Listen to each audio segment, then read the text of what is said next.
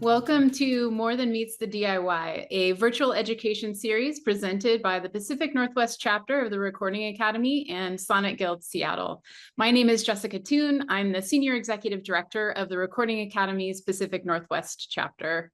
We're hosting a new session in this series on the first Tuesday of each month through November, each featuring a specific topic sourced by feedback from the music community, from all of you. This is our 7th installment of this series. If you want to check out the rest of the series, they are all posted on the Recording Academy membership YouTube page. Today, we're kicking off a 2-part marketing series that we're so excited about, and our guests today are killer. I'd like to first introduce you to Kay Van Petten, Sonnet Guild's Director of Marketing, who's going to moderate today's conversation with our guests. What's up, Kay? You're muted, buddy. Hey, I'm here, I swear. We've done this a million times. You'd think by now we'd have it. I know, I do it all the time. Thanks for organizing this. We're so excited about today's session. Can you tell us a little bit about what we're going to hear today? Absolutely. So today our guests are Oblé Reed and Ryker. Oblé Reed is a Seattle native and a Sonnet Guild grant recipient and a new member of the Recording Academy, actually. Yeah. Last year, he did an amazing session at the Shoreline Music Summit. And at this year's summit, we're going to be there on October 11th. So we'd love to see you if you're in Seattle. But yeah, we're going to talk a lot about intentional branding and choices and building a career with that slow depth. One thing that I love about Oblé and Ryker is their partnership. So business manager, manager and artist, and how they've really been able to build together and build with intention. And if you all have been watching them or you know them, they're like such a cool dynamic pair, and their partnership is really inspiring. And what they've been able to do together, where they fuel each other, has been really, really fun to watch. So Oblé just dropped Line Leaders, which has been a huge success. And I think they're going to talk a little bit today too about the strategic approach to that release cycle, in addition to some of the foundational work that they've done developing the brand and sort of laying a foundation over the years. So super excited for this conversation today. And I think I mentioned at the top, this is a 2-part marketing series. So next month, Kay, do you want to tell us a little bit about what to expect?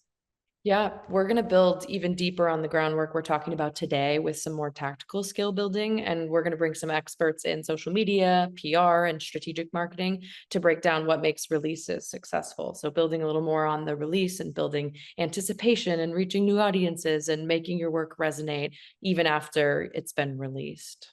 Perfect. Like tactical take home. You can do this yourself. Love it. Cool. Well, I'm going to hop off and let you introduce our guests. I'll be back for the audience Q&A at the end. If you all are for those of you who are tuning in live today, feel free to submit a question using the Q&A feature at any time during today's conversation. I'll be monitoring that, and then we'll answer as many of them as we can at the end. All right. Well, okay, I'll let you take it away. All right. Oblé and Ryker, join me on the screen. Come and say hey. These are 2 folks who need no introduction, but I will introduce them. Oblé and Ryker, if you don't mind, can you tell us a little bit about yourselves? Yeah. My name is Oblé. I was born on the north end of Seattle, born and raised. And I make alternative hip hop music. I put out my first song in around 2017. But then really started to rebrand and take it seriously, and really like push for a career at the top of 2023 is when I released my first song, Where the Money Grows, as Oblé Reed. And since then, I've had a lot of cool opportunities in music, and I have the ability to do music full time, and it's my career, and we've done it independently, Ryker and I together. And so to be out of such a city like Seattle with such music roots, it's dope to be able to have this as my career and push it. So yeah. Ryker. Yeah, my name's Ryker. I am also a Washington native, but I come from the east side of the state, so representing Spokane. And I've been an artist manager. I started my company Direct Influx in like 2018, and just been managing. I managed a rock band at one time, managed, R&B and pop. And I just kind of found a love for working like with regional, local, like finding artists from the very beginning of like the idea of wanting to take it seriously and then helping them develop something that is like capable of like not just the neighborhood, but standing on something that can like go beyond and actually create a career. And so yeah, I've been managing for 8 years or so, and along the way, Oblé and I connected in what'd you say, 21, 22, into 21, something Yeah. like that. And I just like he'll probably tell the story at some point, but it in the first 30 seconds of hearing his music and knowing him, I really saw that he could do something special. And after just having a single meeting, I was like, we got to find a way to work together. And you know, just from the very essence of our connection, we really knew that we could just build something special. And over the last couple of years, we've been able to do that. Oblé, what is the story of how you met Ryker, and what was that first piece of advice that Ryker gave you? Yeah. So when COVID happened, all of the studios closed, and I was in college at the time, and my goal was to like when the studios all opened again, I wanted to work at a studio. So I built a studio in my tree house in my backyard with like my pops, gutted the whole thing out, insulated electricity, then YouTube University my way to an engineering like internship that ended up turning into a job. And I started hosting open sessions every Friday at Fibonacci Production Studios, where every Friday, 5 p.m. to 5 a.m., we'd host artists for free. Like we had an engineer on payroll. Anybody who wanted to record could come through. We had a lobby space. So not only was it artists, but it was producers, it was clothing brands, videographers. And I met so many people that have become, you know, part of my family and helped build this to what it is now through that. And one of those people was Ryker. She was actually in town. She was managing two other artists at the time. And she walked into the open sessions and everybody was like, it was like, oh, you got to talk to Ryker, bro. Like, that's the truth right there. Like, you got to talk to her. I'm super shy at the time. So I didn't do that actually. I actually stood in the corner and did my regular Dougie. But she was getting ready to leave. And I was like, oh, normally we do like a show and tell at the end if you wanted to stick around for a second. Like, and at the time I had the song Black Kids. That's off of Linden Ave. And that was the only song off Linden Ave that I had at the time. And I played it. And she just looked it, the song ended and she just looked at me. She looked at one of the homies and then looked back at me and was like, play another one. And I had never gotten this far in the show and tell process. So I'm scrolling through my files with the homie, like, bro, I didn't know what to play. Ended up playing this other like indie pop joint that I had. And she handed me her business card and was like, yo, let's be Instagram friends.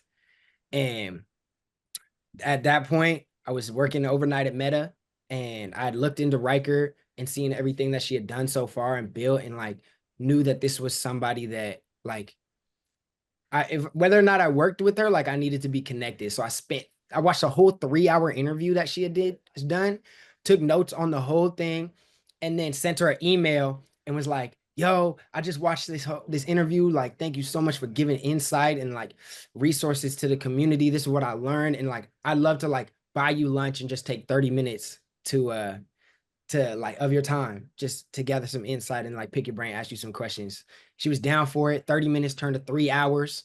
And she ended up inviting me out to Spokane. And I went out there and did sessions, went to some events, and on the way back, she offered me to become a part of her development program and take a year to build out, or a year, 18 months to go through a full project cycle and really build something. And she, as soon as we started working, her first thing that she said was like, yo, you should take a year and not put out music. And I was so ready to be like, yo, I got this music now. I'm ready to just throw this at the wall. Like, let's go. This is fire. And she convinced me. I don't think it took that much convincing, Did but it?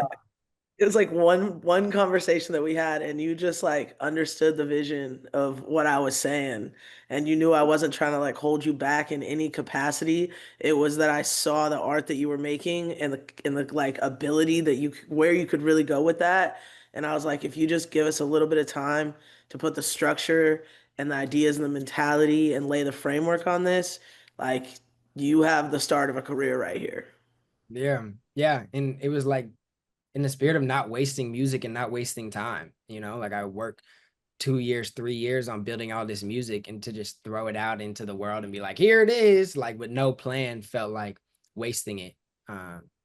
And A lot so of artists do feel the pressure to release music right away, I think. And looking back on that year or 18 months, what do you think you gained from taking that slow approach? I mean, I feel like I learned about myself more. I was going by a different name when Ryker and I started working, and in November of 2022, I was already kind of contemplating the idea, but I wasn't sure if it was if like I should do it. And then we were driving one night, and Ryker's like, "What do you think about changing your name?" And I was like, "Yes, I was thinking the same thing." And so I ended up going by my government name. Shout out my parents for giving me a cool name. And ended up changing it to Oblé Reed. Because honestly, like that throughout the whole thing, I was preaching authenticity, and I was talking about knowing yourself and being true to yourself. But I was going by a name that I'd gotten at a summer camp from my like summer camp counselor that meant absolutely nothing. Like it didn't feel like it fit. And so going by Oblé Reed, it felt like I didn't have to play a character anymore. And taking that year helped me find not only that, but during that time, I was building out everything that I wanted to do with the project. I built out a whole deck, 70 pages, that was everything from what I wanted, what music I wanted in there, what the visuals were gonna look like, what my clothes was gonna look like, what my hair was gonna look like, what the merch was gonna look like, what were we gonna do for marketing, like brand archetypes, like where do I fit in? Where is my path? Everything extracurricular outside the music, self-care, running, like it was diving into everything so that when 2023 hit and January 3rd, we were ready to release Where the Money Grows. Everything that year was just execution. And it didn't feel like we were playing catch up. It felt like we knew what the plan was. And in having that backbone of everything that we knew we were going to do allowed us to still remain flexible and make little decisions and branch off here and do this. But we knew that at the end of the day, we knew exactly where we were headed and what the end goal was. And even during that time, like, yes, I was working on my own project, but I was also on the road with Ryker's other artists, and I was running merch for them and seeing what the road life was like. And okay, this is how they're running theirs. What do I want mine to look like? And now it's like I'm getting introduced to things that if I didn't take that time, I would have never even thought to think about. And in Ryker bringing me on as a developmentee, it was like I was just there to learn and to figure out what I wanted to do so that I could properly communicate that with my team. Because at the end of the day, the vision starts with me. And if I can't properly communicate to the people that I'm looking towards to help build this, then we're all going in different directions and it's never going to look like one thing. And yeah, I mean, taking that year was definitely a blessing. And, you know, a year feels like a long time, but it went by so fast. It went by so fast. Yeah, especially because in a lot of ways, like it's not like we took the year off, right? Like in the verbiage of sports, like we were maybe in the off season, and in part of the off season you're resting, but in other parts of the off season you're at practice, you're in the gym hitting weights, you're locking in your nutrition, you're working on plays and strategies, you're with teammates bonding and like finding ways to connect pieces well before you're in the actual season of things. And so I think that, Kay, just to touch a little bit on what you were saying about the pressure of feeling like you have to release music, I think that releasing music, it's a cadence, right? And I think every artist has their own cadence that they need to figure out and follow. Some people do singles and then they lead into a project. Some people just do singles and they only do a few and they try to make each one as big as possible. Some people are project oriented. Some people are, they'll do a lot of remixes or alternative versions or sped up, slowed down. Like there's a cadence. And I think the reason some people struggle with their cadence and their release strategy and feeling that pressure is because ultimately they don't actually know where they want to go with it. And I think a lot of people are working this way when the majority of like these bigger artists, these artists are making a living from music. A lot of them are working backwards, right? Like they have an understanding of the goal, the end goal of what they're trying to do, whether if they're trying to be a touring musician or they're trying to be a musician that's shooting for Billboard charts and Grammys, or if they really just want to service a small niche of people that really love them and they're able to just be connected to them deeply, but they don't play the label game. They don't play like there's different things all over the map, right? And since there are different things all over the map, there are different roads to take to get there. And I think that you kind of have to have a, not like a very specific, but a general idea of where you want to take things so that you're taking the right roads to get to that place. And so, in a lot of ways, O and I knew like we were really in sync with where we wanted to go. He really wants to be able to put music out to reach a large audience, to play big scale rooms, to be able to tour the world, and to be able to financially, take care of himself and his family. And for me, we're on like a very same tip with that. Like we would love to see a record top Billboard charts, right? And so to do that, we know that we have to angle the brand and just the things that we are prioritizing in a bit of a certain direction. And we use that year to build the foundation for our trip in that way. Beautiful. So I'm hearing that you need a clear goal and to work backwards from that goal, give yourself the time to do it, and really building out a brand with a strong name that resonates and visuals that match that brand. But I also know that that year off was a lot of community building for y'all. How Yeah. important was building community, and how did that affect once you were ready to release your strategy? Yeah, I feel like that's another thing we were really in sync with. Because, coming from the East Side, I was doing a lot of community building and workshops and networking nights and just like providing education to the community. Where when I connected with Oblé and we were talking, he expressed also having such a power interest in community and his open sessions that he was speaking about earlier and trying to like bring people together. And so we were able to collaborate that actually in the first year, and we kind of co-headed networking nights in Seattle for like 18 months at least. And it allowed them to become, they probably grew 3 to 5 times in that 18 months. And by the time we ended, I think our closing party had over 200 people at it. And those are people that I still see collaborating and doing shows together and going on tour together to this day. And those are people that might not have known each other before. So, yeah, it was a big part. And I think also on the element of community, like a big part of that first year, at least for us, our management and the strategy that we had in developing Oblé was he had to be outside, right? Like he had said earlier, like he was a little bit shy on the front end. And so that just comes from like reps. The more you talk to people, the more you interact with people, the easier it becomes. And so I just had to get him in rooms where he could have conversations. He could get to know people. So when he was walking in a space, he didn't feel like he didn't know anybody. He didn't know where he was. So now when he goes into a venue, it's like home because he's been there 17, 18, 25 times. And so that looks like going to other local shows and supporting them. It looks like going to touring shows and seeing what mid-major acts are doing and how they're moving and how their team is moving. But it's also about knowing the production teams, the back of house, who's running security, who's the production manager, and like knowing who's running ticketing and box office, and like having an understanding of how those things work so that when it's his turn to do a show, he's not confused about how the ticket tiers work and like how he now knows how you can make the system work for him because he understands the system. And so we went to a lot of networking things. We went to some workshops, and we didn't just do it in Seattle. We brought him all over the PNW, went to Denver a few times. And so it's important to know the community and know the players, and we took that time to do that. You really Yeah. earned the title, Oblé, of a hometown hero, huh? So can I ask Come you to on. talk a little bit about, the Seattle area in general and how you've kind of aligned your brand with being a native Seattleite and what you see for the future of music in Seattle?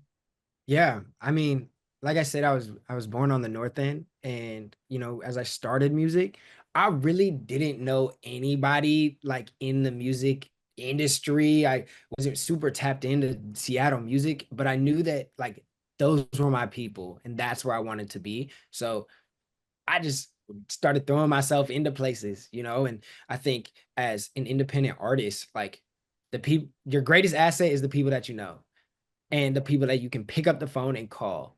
And that doesn't take money to go shake somebody's hand. You know what I'm saying? Or go introduce yourself. And it really, really started out with understanding that it might not be my turn yet, but when it was my turn, all of these people were going to be my homies. And just like I genuinely went out and supported them just because I was a fan. Like I'm never too cool to be a fan. I'm never too cool to go and be front row at the homies show and be loud and show support. And it's like people are going to reciprocate the energy that you give out.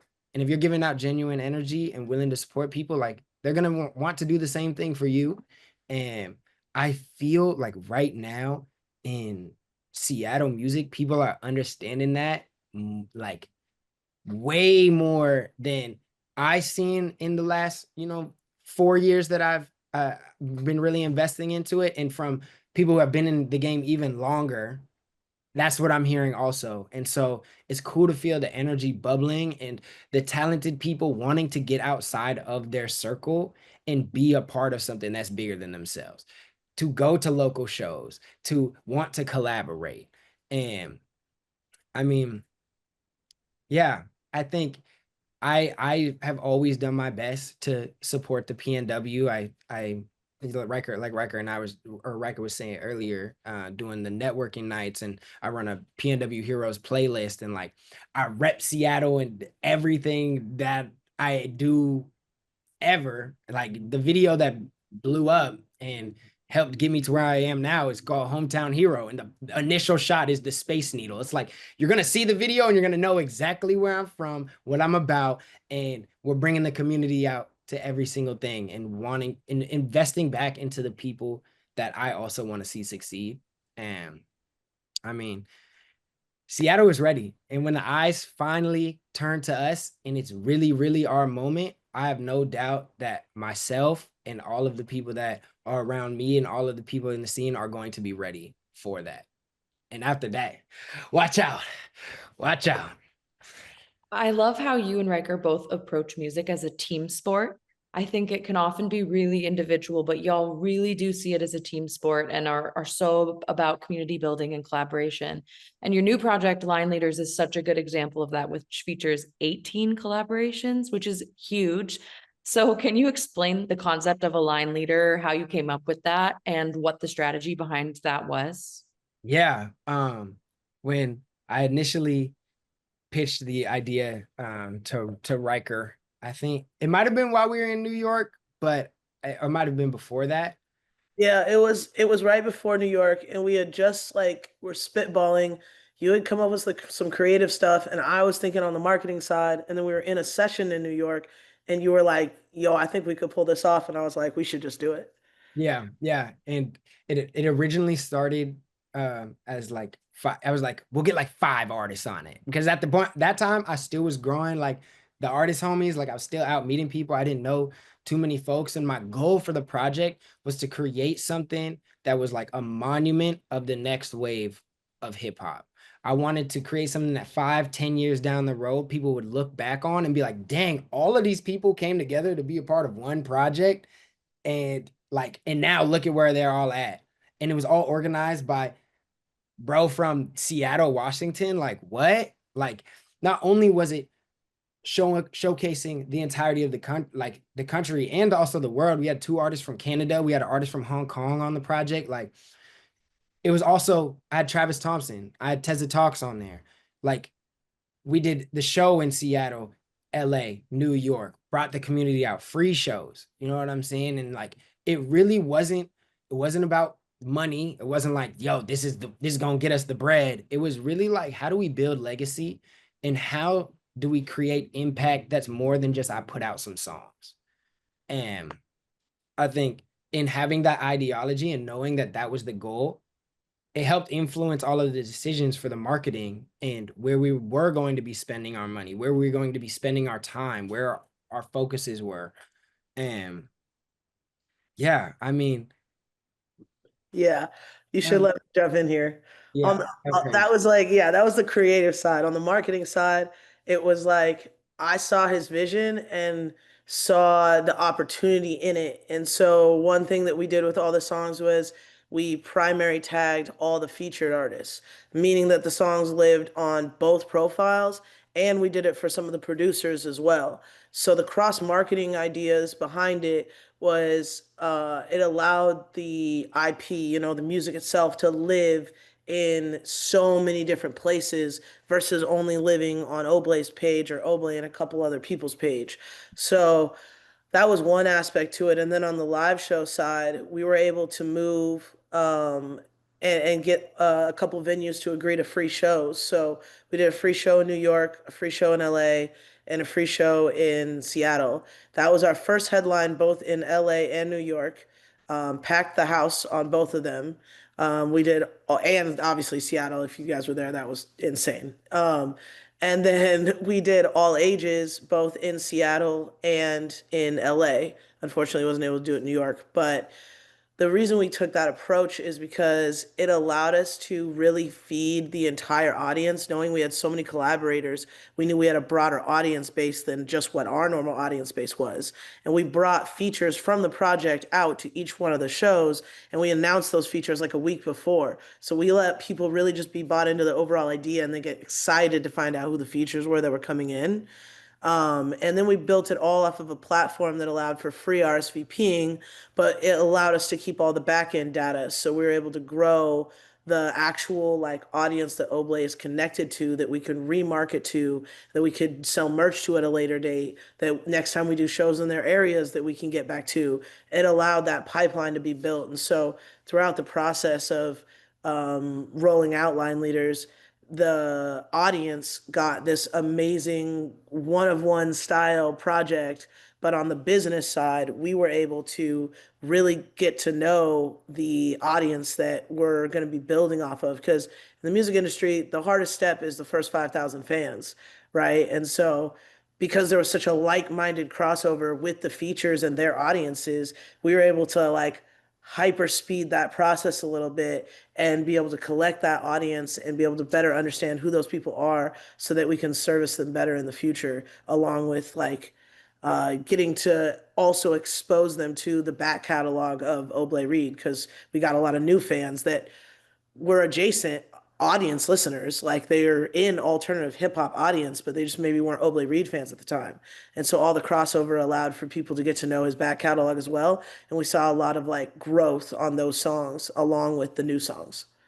Yeah. And I mean, it's those platforms like Particle, which we use for the shows, and platforms like Laylo, which do text and email, and also Instagram DMs. Like you can have people DM you a word and it automatically signs them up for like your messaging service. And it's like, that's how you keep fans engaged. And that's how you are able to reactivate your fans over and over and over again. So that, when it comes down to marketing, because like as an independent artist, like marketing is expensive. You have to pay for everything. You have to pay for everything. And so like while you're paying to do these shows, while you're paying to, get these new fans via the music, why not capture everything so that you don't have to go and spend all that money again to recycle or to find the people that had already found you. And I think, yeah, like I was saying, like the approach was community. And so the all ages shows allowed everybody to be a part of it. And we're doing things like giving disposable cameras to the first 3 people in line, the line leaders, right? And having them capture from their perspective. Shout out disposable cameras. These are like the craziest things to get developed. I don't know what's going on at CVS, but like lock in CVS. But like doing things like this and creating moments for people to feel like they're a part of it and for it to be bigger than the music. And that really was what Line Leaders was about, from the creation of the music to the features to the marketing and the shows. And like also on the music side, like everything was split evenly. Like it wasn't about me. Like it was, I approaching these artists like, yo, this is like a us thing. This is a hip hop thing. This is the future. If you want to be a part of it, great. If not, like I feel you and it's all love and I'm a fan no matter what. Yeah. Amazing. Riker, I want you to go a little bit deeper on some of these platforms y'all use, because I think so many people watching this will leave with a list of things to go look Mhm. up. So if you could just kind of talk through how the tagging on streaming worked with those artists, and collaborator posts on Instagram, and how those were impactful, and how you use Partiful to get people's emails, and then using Laylo for text marketing, all these different, and the, you know, the comment to DM is really powerful. If you could tell us what platforms you're using and kind of how they work, that would be great. Yeah, you guys are gonna attach everybody that's in here, they're gonna attach a resource list at the end, so you'll get this. But yeah, we used Partyful as the RSVP platform for all the shows because they were free, so there wasn't really like a ticket link necessarily, right? So we worked with the venues to allow Partyful to be the ticket link, and then we just let everybody know that RSVPing would create would add them to like the Oblé Reed mailing list. A pro tip that we did not do, but I will say this for future reference because we are going to do this. We set it up where people were able to add a +1, and you should turn that off so that every single person is forced to RSVP. Once they RSVP, they give a certain type of information, usually first, last, email. I think there's oh, yep. Yeah, hell yeah. I think there's a phone number as well, but we usually just first, last, and email, and then that gets collected, and then we're able to attach that into our Laylo, which is where the text messaging comes in, and we use that like we use that. I don't want to say we use it sparingly, but we use it selectively, right? We don't want to be blowing people up on text message. We wait for really intentional times to do it. But that text message platform, Laylo, is also attached to Instagram DMs. So when we were rolling out line leaders, we were able to say, comment line leader, and everybody who did it automatically would get a DM from Laylo to be connected to Oblay's mailing list. And so I think we grew our mailing list probably at least 1,500, 2,000, something like that in a 6 month process. And that's just, those are people that you can reconnect with. And it's like, if you don't know who your audience is, that's a big, that is where I think a lot of independent artists find disconnect, is that they're selling to an audience, but they don't actually know who that audience is. You have to be able to define that audience. And the more you can define it, the better, because the more you define it, the more you can have a deeper relationship, and you're able to know kind of what they're looking for, and it could be more in sync. Great. And Oblé, you just touched on, you know, how much it costs to do some of this marketing. It is so overwhelming how much some of these tools cost.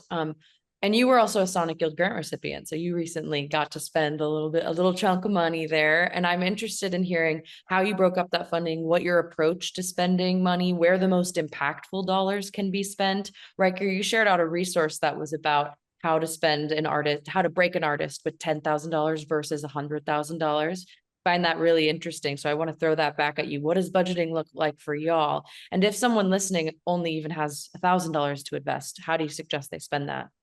Yeah, I think it's all the same conversation, just on different scales, right? Like, I think $1,000 is somebody that's like really at square one entry point, right? And then you just kind of move up from there. You have a $10,000 budget, which is what I would say like a good, strong, independent release, and then the $100,000 is like that entry level record deal type um, strategy and cost point. And so for us, look, we're independent, so we try to get it done for the most efficient price possible, and that has always been the goal. And one thing, like we've been talking this whole time, Oblé and I are really into community, and so we found ways to collaborate with creatives that have built-in long-term equity for them, so that they are a part of the long-term vision. We've been able to find budget price points with people, and we've been really blessed to have really, really strong creatives be able to see the vision and be able to find price points that work both for them and for us. And I think, part of like moving and spending, at least 50% of our time down in LA, it allowed us to also expand to a community that's a little bit more used to that. I think sometimes in the PNW, people, there's a lot of corporate spending in the creative space. And so sometimes the creative balance of like price point to delivery is something that people are still working on together. Where in LA, I think there's such a vast amount of community and creatives working together that people are looking to build their brands and build their reels and build their portfolios. And so they're a little bit more willing to find rates that are in alignment. But yeah, I think that's. So you see the biggest return on that investment in content creation? Honestly, nowadays, in my opinion, a lot of the content creation can be done individually. Like you don't need a team for that as much anymore because people are wanting authentic like social connection. I think that we have put ourselves in a position, Oblé and I, where like we do a lot of video work around his releases, but we're lucky to have really good relationships to be able to do that. I don't think it is for everybody's brand to do as many videos as we do. I do think people need to do vertical content and they need to be promoting their music at least a month before it comes out through vertical reels. Things that, I think you could go out in one day with one fit in one location and get 30 clips cut. You don't need to do a whole music video. And usually when you're going for that approach, it's a lot cheaper than trying to do like a 3 scene, 2 day, 5 fit kind of music video situation. I think that is less needed in the current day, and people should wait to see what songs really catch. And that's how we did Hometown Hero in our original Lyndon Ave release. We never did a video for Hometown Hero because it wasn't a single. And afterwards, after we released the project, we saw that it was trending and it was going well, and so we added a video to it, and that's really what took it over the top. So I think strategic spending, and this is again knowing going backwards, right? Like if you know where your budget's at, then you have an idea of where you can spend that money. If you don't know where your budget's at and you're just spending money, it's really easy to go way over budget. And so all of you will get the resource, but essentially it shows you what types of marketing are ideal if depending on your budget, right? So if you have $100,000 budget, they're talking influencer marketing, radio, stuff like that. But sure, if a $10,000 budget, then certain types of seeding campaigns, influencer marketing, radio, all that's going to be priced out. It's going to be too expensive. And so trying to figure out how to do marketing within your budget is really the trick. Yeah. I think from like the artist point of view, I think just like Ryker is saying, it's like having an understanding of like the level that you're playing at and what is required to get to that next level. So if if I had $100, right? Like I'm focusing on, at least for me early on, I was focusing on being outside. I'm buying concert tickets so I can go to a concert and I can meet every single person in that room.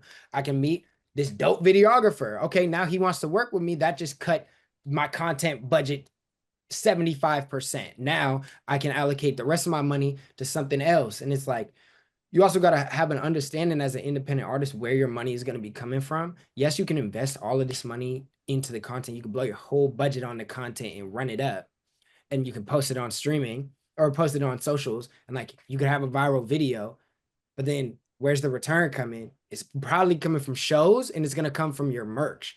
So being able to be intentional about allocating money for that so that it can be self-sustaining at some point. And yeah, and then it comes back to you. And I think beyond the budget, like everything like that Ryker was saying, like business side wise, like that's the mentality.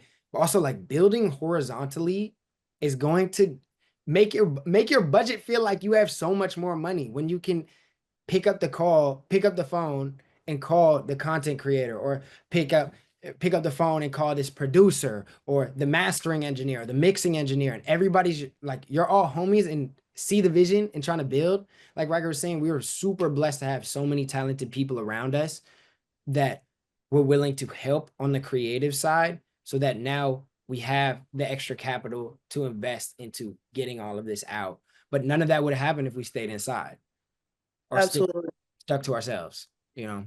Yeah, I think it's really important to understand what the total budget is and then break sections out. Like if you're spending 80% of your budget in content creation, and then you spending 20% of your budget on creating the music, like the beats, the production, the mastering, then you have nothing left for like ads or strategy or photos or other, you know what I'm saying, other areas. And so it's like it's important to look at it as a whole pie and be like, okay, 40% gets spent here, which means I can only work with people and do videos that are in this budget, right? And that means that when I go to do features, I can't go get the feature that's worth $5,000 because it's not in budget. I got to look at the features that are in range for me based off of where we're at. So I think people putting a budget together is a really big part of sustaining an independent career because it helps people not do the thing that happens naturally is just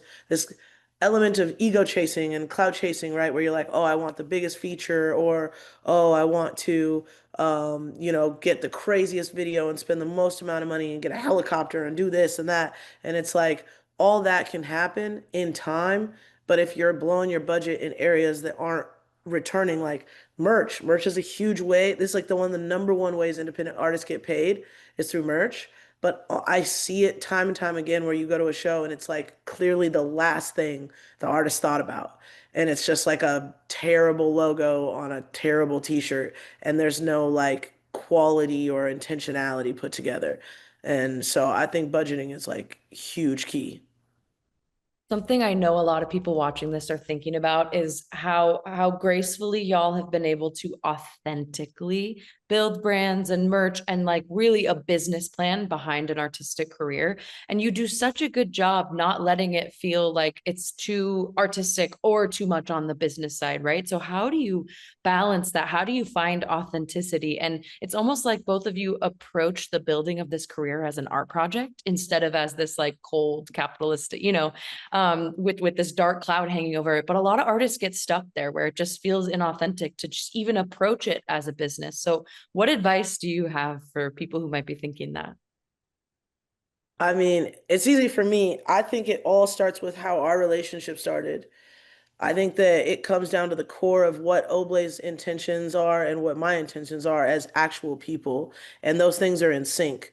I think I said this the other day, but it's like an athlete going to play for a coach. Not every athlete and coach is a good match.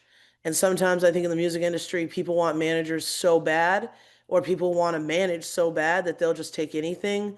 And then they ultimately realize 6 months, 12 months, 18 months, or 5 years later that they're actually headed in opposite directions. They want separate things. And not saying that managers can't be versatile and work with different types of artists, and not saying artists are not versatile either. But I think that him and I had such a sync on what we wanted in our lives and how we wanted to approach our lives, and that we wanted to create a financial floor that was, big enough to take care of our families, but that the core of it all was to bring good art, forward. And I just think it's our intentionality with each other and where we're headed, the in sync in that. Yeah. And understanding like as the artist, you're the CEO. And if you don't know what you're trying to do, then nobody else on your team is going to understand what their role is, and nobody can play their part. And I think, oh dang, I had something.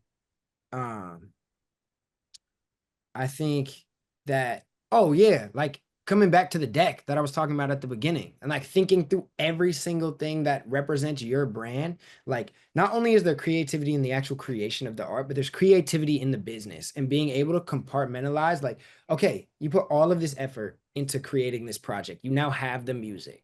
Now we've looked back on what does everything else look like? And now you are able to take that and put it into a different light. And now for me and the way our team like works is like compartmentalizing, like taking the different time zones. Okay, this time period, these couple months is like creation.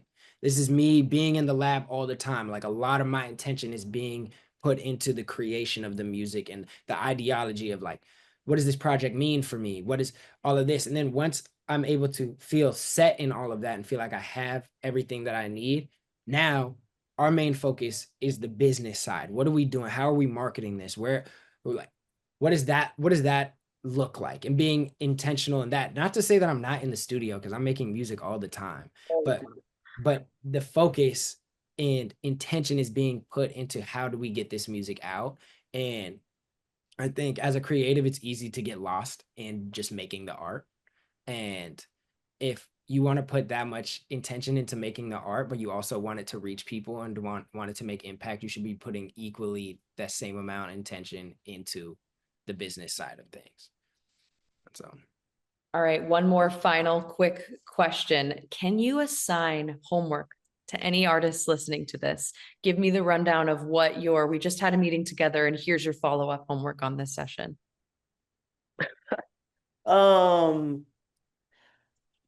I don't know. I think that my number one thing is if you want to play a game, you have to understand the game to play it. You have to know the rules, you have to know the players, you have to know the process. And so I would say if there was homework, like go watch Mastering the Hustle, which is a amazing workshop that was put on by KEXP back in the day. And I think the Recording Academy was part of that as well. And just go read Everything You Need to Know About the Music Business by Donald Passman. For all the artist managers, go read Artist Management by Paul Allen, which again, they'll all be a part of this resource list at the end. But I think educate yourself so that you know how to move within the space, and then go look at the players in your region, in your city, and figure out who are the managers, who are the producers, who are the venue owners, who are the production managers, and like just get to know everybody. If I was in the NBA and I wanted to play at the highest level of basketball, I would know all the coaches, the players, the trainers. I would know the space in which I'm trying to succeed in. And I think in art, sometimes people forget the value of that. yeah. And I also think that something that we do on our team is we build out a IDP, individual development plan. And it's basically goal setting for 3 months, 9 months, 18 months, 36 months. You know what I'm saying? Like thinking not only short term, but even starting with the long term, like we were saying at the beginning, where do you want to end up in 3 years? And now work backwards. Okay, what is 1 year like getting there look like? What is the next 3 months? What are things that you can practically do right now that you could do tomorrow and like to get closer to that? And also studying the people in the game, like Ryker was saying, but also looking at like what other people in your lane are doing and getting to know them and what's successful on their pages.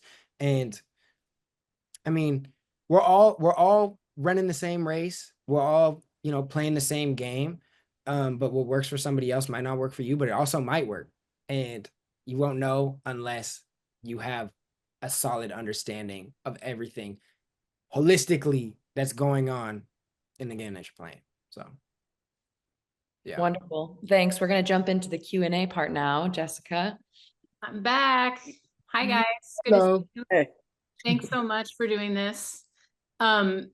You nailed it. You answered most of the questions that our audience had. A lot really were about like art versus commerce and business versus artistic vision, and how you guys like have really been able to do that so seamlessly. So thank you for everything that you described there.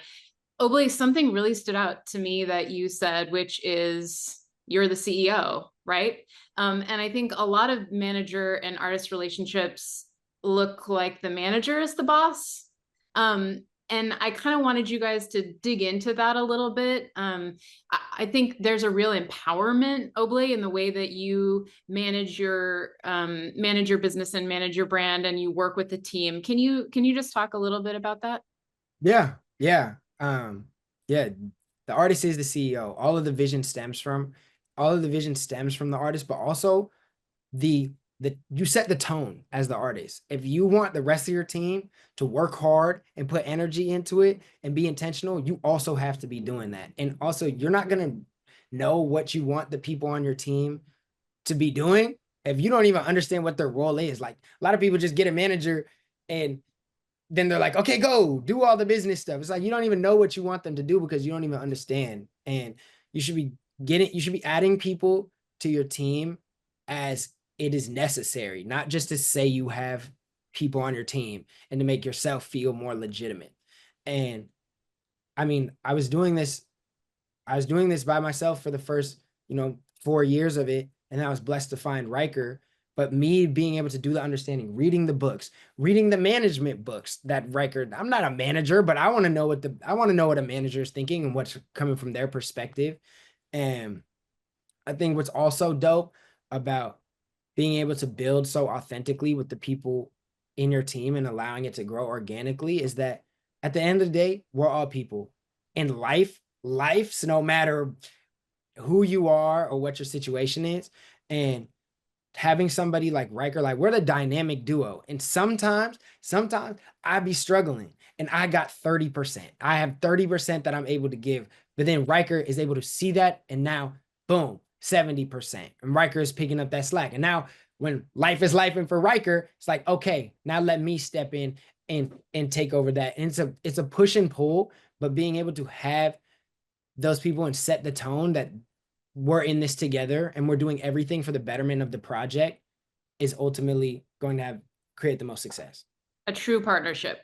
Yeah, absolutely. I mean, I try to tell other managers that, I'm talking to, like, that artist that you're working with, they get one go at it. If they're lucky, maybe two, but in all reality, this is their life and they got to live with everything that happens. And so if they're not taking responsibility for their part, it makes it, it makes it really challenging as a manager. Like, it's his business. And so I'll give my perspective, I'll give my thoughts, I'll give my 2 cents. But at the end of the day, it's ultimately his decision. And he'll usually defer to me on things that are in my lane, which are like marketing strategy. And I usually defer to him and trust him that are on things in his lane, which is creative and, how he wants things to feel and vibe. And we trust each other. It's a very yin and yang of trust. And we've built that. We've taken time. Like, we don't just work. We'll take time to play video games together. Like, he literally beats me at Smash Bros all the time. But it connects to like, we'll go shoot hoops sometimes together, or like that builds our relationship outside of the business. And so it strengthens the depth and it allows us to truly like just trust each other and know that we have each other's best interest in mind. And that's the foundation. Yeah, that's awesome. And I've heard you say it a million times before, and I heard you say it a couple times today. Like, I understood his vision, I saw his vision, and I think that's just such a powerful thing as a manager to, make sure that you're paying attention to, and the way that you are all able to communicate that, I imagine, allows you to stay aligned and constantly be aligned, so that when either of you are sort of making decisions in your, like, as you described, sort of your lanes, you have that guiding principle to work towards. Yeah, for sure. I feel like my approach to management is also as equally holistic as his approach for artistry. Like, I wait usually 9 months before I sign an artist, and that was no different than his case either. Like, it wasn't immediate. Like, we kind of got to know each other, and like, it's a very serious relationship. And I think when people take it, when they're not just jumping in to try to be a part of a catalog that they think is going to be hot and coming from that capitalistic mindset, but it's more like, do I see your vision and do I think I can actually add value to what you're trying to do?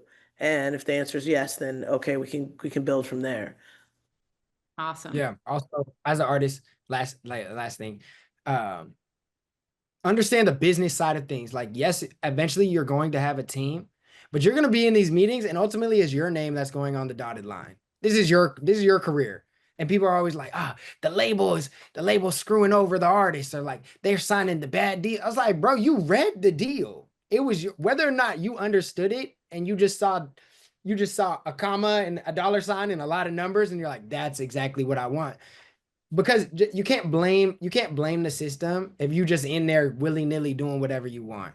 And that's where books like All You Need to Know About the Music Business come in handy, because sometimes it's going to feel like reading the dictionary, and it's not going to be the most exciting thing, but it prepares you for the moments so that you're not having to get ready when it's time to be ready.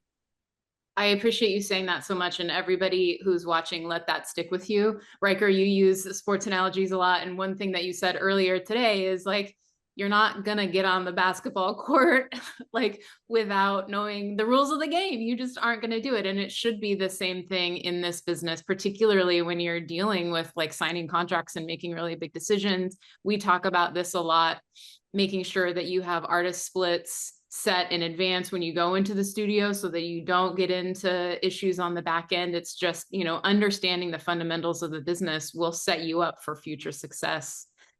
So really appreciate you guys nailing that. Absolutely. A couple more questions from our audience here. What's the most efficient way to make those creative connections in your city, specifically getting them to see the vision aside from just your personality? Speaking for someone that has a hard time with people wanting to follow through and help on a project, even with a budget.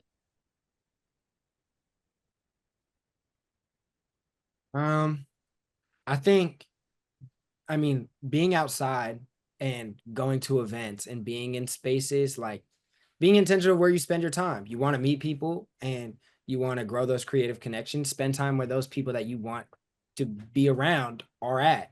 And it also takes being genuine. I think people can really see through transactional energy and when you're just trying to get something out of them.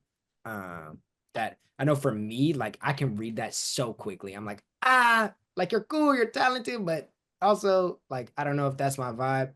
And I don't know. Yeah, I think it's just being genuine and being able to communicate your vision. And you can't force things. Like it's if it didn't work out with somebody, like that there's not one person in the entirety of the music industry that is going to change your life or make this happen besides you. And so just knowing that even when people are on your team and you're building together, people come in seasons and not everybody is meant to take every chapter with you. But when you do find those people, invest into those relationships, be genuine, be more than just business partners, be friends. Like when you have that energy, that's when the most authentic, that's when the best, creation happens. And I don't just keep putting yourself out there. Like I said at the beginning, I was super shy. First event that Ryker took me to, I was back against the wall in the corner. I didn't say anything to anybody the entirety of the time. I was there for like 5 hours.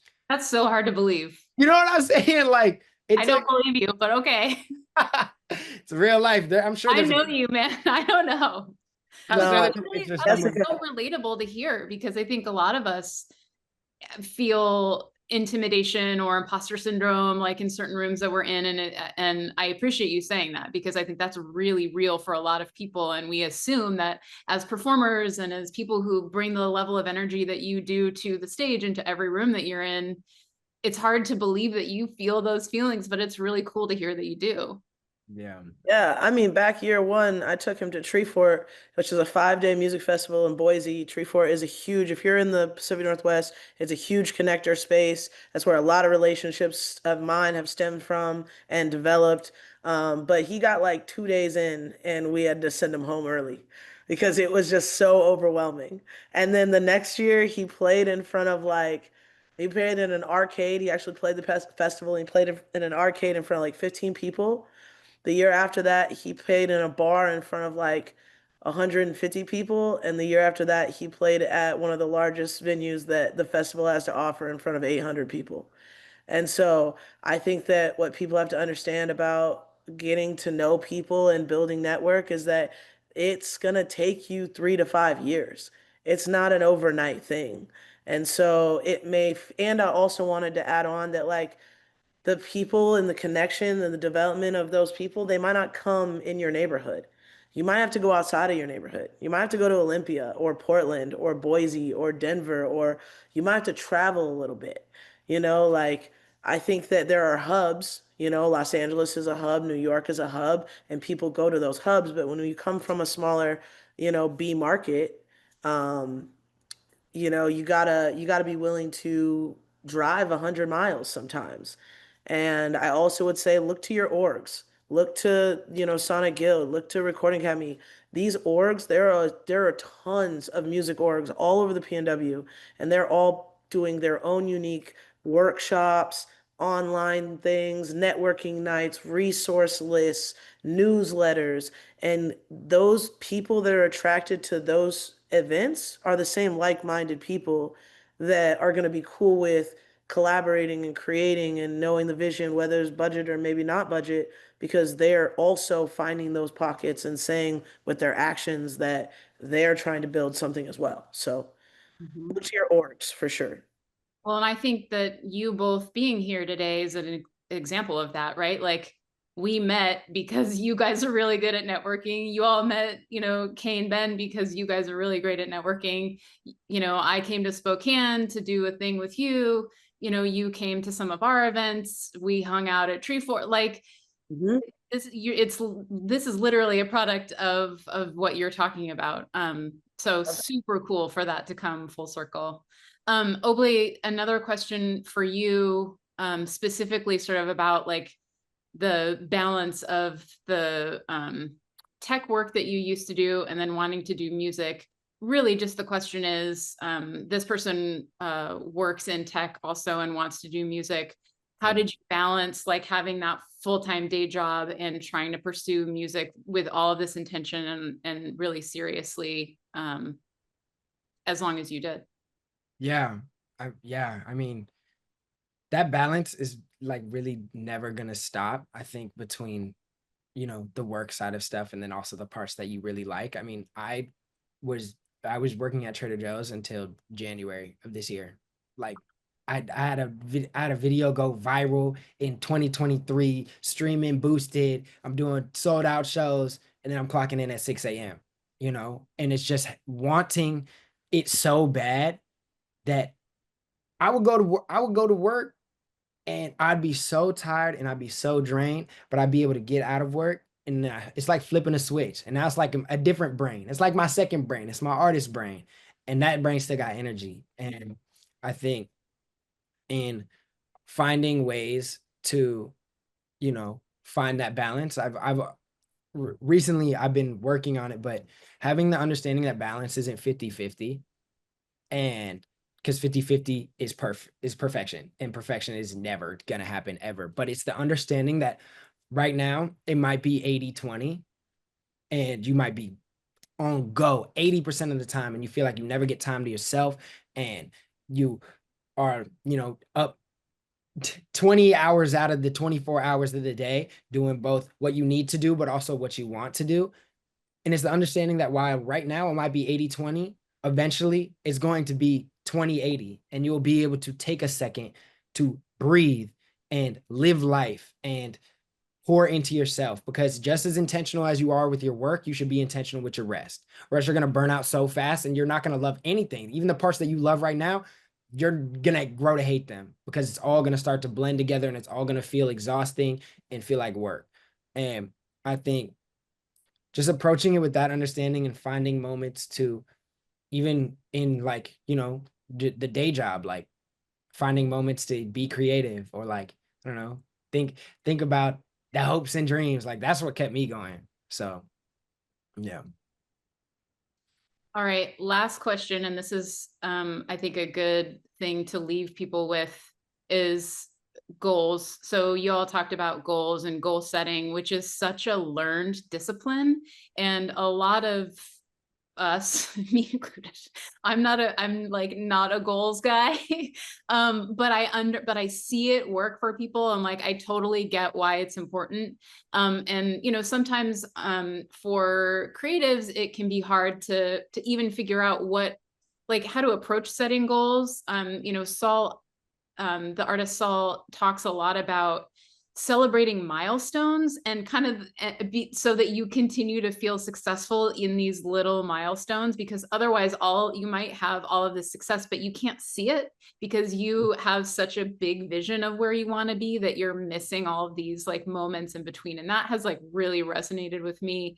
And so I wonder if you can talk just a little bit more about your approach to setting goals. And I think really what people want to know is, what kind of goals do you have? Yeah, I'll go over the structure of how we have it set up, and you can talk about your like individual artist goals.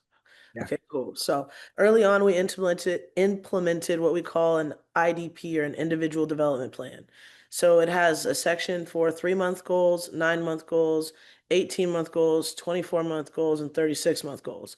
As you get farther down, 18, 24, 36, there's less slots for those goals, because the idea is to have 1 or 2 really decent goals for 3 years out, 2 years out, but to really be focusing on the 3 months, 9 months, and 18 months, the controllables. On top of that, we also do quarterly reviews. So every quarter we do a review, and he has goals in the quarter. So the way that we stack these things is your 3 month and 9 month goals on your IDP should also reflect what your quarterly goals are. So your quarterly goals are like micro steps to build towards the bigger plan that you have and the bigger strategy. And as well on our quarterlies, we keep track of where his Spotify followers are at, or like general streaming information. And we notate that as well as like his social followers and counts. And we do that because of just what you're saying. Every quarter, we look back and we're able to see, wow, we read this book, we handled this, and this. Our followers grew here, here, and here, and then year over year, because we keep them every year. So now we have 2 or 3 years of quarterlies, and we can see how it's all developed and grown over time, and it allows for you to see the growth in real time in writing. And also the IDP, you're able to see, what did we do and what did we not do in the longer term. And then we can make tweaks every year. We look at the IDP and we make tweaks yearly on that. So the IDP can continue to forever build on itself. And the quarterlies are just incremental goals in line with that. And do you do the same in terms of tracking your budget, like an ROI on your marketing spend and things like that? Yeah, so we have a master Google sheet, like a master Oblé Reed tracker, and inside that we have a ton of things: the marketing and ROI, the merch. We have his IDP, we have his quarterlies, we have a similar artist list of 50 artists that are either creatively something he's like aligned with, sonically inspired by, strategy, and we break it down into locals, like this level of local regional, mid majors and then majors, so that we're able to like see scalability wise. It's got press contacts. I mean, it's a whole like Oblé Reed world. So for those that are managers that are listening, that's kind of how we keep the artists separated and structured out. They have an entire tracker that is aligned with, his splits. There's just everything's in there.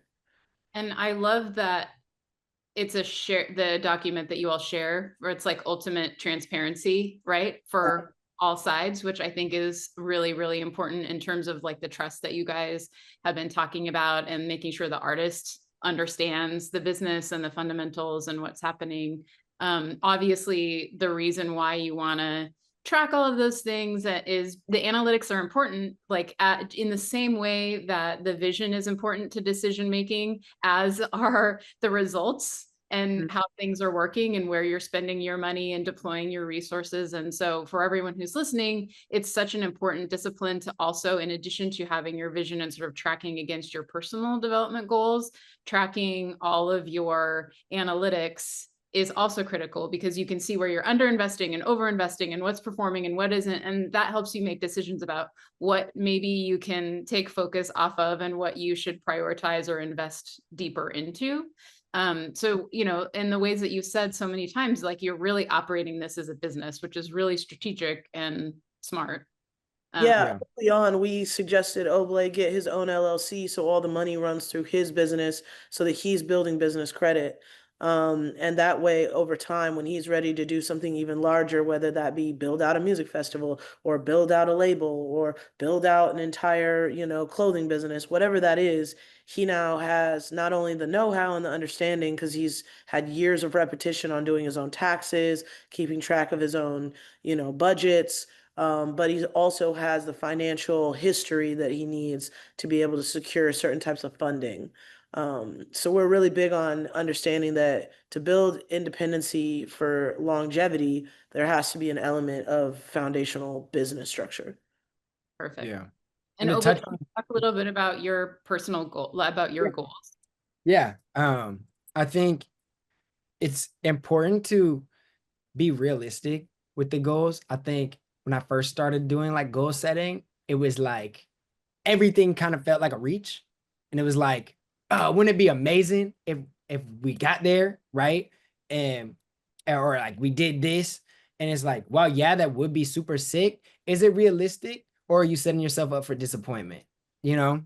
And if you make a goal list full of just reaches, I'm not saying not to have 1 or 2 on there, but if you have a goal list full of reaches and you don't hit any of them, then you look back on the time and it's like, dang, did I really do anything? And I think being realistic with what you think is possible, while also like, I'm a big proponent of manifestation, like speaking things into existence. And that's what a part of goal setting is. It's like writing down, telling, the universe or whoever, this is what I want, and then meeting it halfway and putting in the work to get to those points. And the goals are, as an artist, your goals shouldn't just be like, oh, I want to hit these numbers. Well, some of them could be, oh, I want to get to this many monthly listeners. I want to have this many Instagram followers, and it's good to have those. You should also be looking at it holistically. Like on my goal list, I have go to the gym 4 days a week, run 3 days a week, studio sessions that I'm trying to have with certain people, like the level of artists. What do I want to do for my merch? How much merch do I want to sell? Or what steps do I want to take in merch? Or like what progress should I make?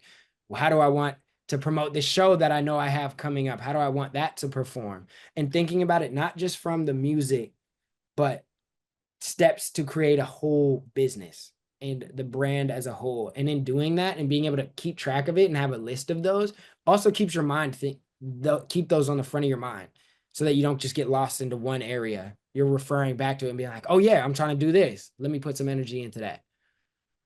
Yeah. You I got like that. education on there too. I know like you got books, Yeah. master classes, and things of that nature as well. So we try to hit like different points, like the physical aspect, the streaming and business side, the money making side on the merch and brand development, but also the education side being like a huge piece too. Yeah.